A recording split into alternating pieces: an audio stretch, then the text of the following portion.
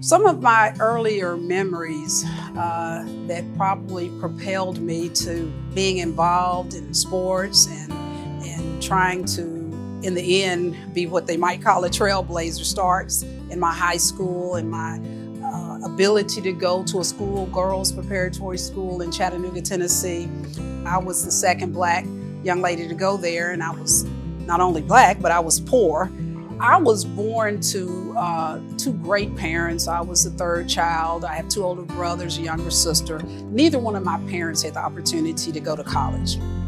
When I went to Vanderbilt, they didn't even have a women's basketball program.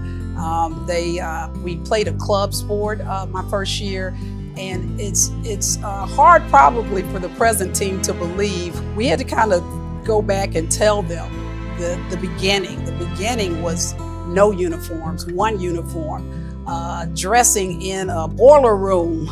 And now to see them, you know, getting on charter planes and seeing Candace Story Lee, who played women's basketball at Vanderbilt, ascend to being the vice chancellor for athletics. You know, I've lived long enough to really see a lot of transitory things happen for Black women in sports, and my little journey and route through Vanderbilt was part of that. One of my biggest educational opportunities, I think, in leadership came when I went over to Fisk University. You know, I'm 25, 26 years old. I had to learn early on as a young coach how to figure things out. You know, sometimes those hardship opportunities can also kind of build your view of what your purpose really is. And that is, you don't have to be in the big time, whatever. You just have to impact lives. When I took over at Tennessee State, I think we were like at the bottom of the 300 plus Division I schools with graduation rates. I looked at that and I said, well, what's the purpose then?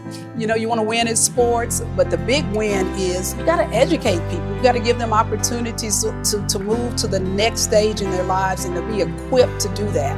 It had to be a priority for me, and that's probably what I'm the most proud of. One of the things that I would say to the next generation is believe in yourself. You know, bet on yourself. When you tell young people to believe in themselves, bet on themselves, that they can do it, then they can. You reach inside yourself and believe in you, and don't let anyone else create your storyline for you. I think most of us in life are going to do well. I love that we have Black History Month. I love it, and then I don't like it because I don't think it should be a month. I just come from a background that I've always seen Black excellence.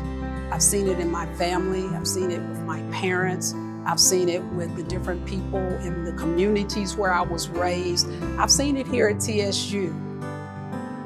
I see Black history daily.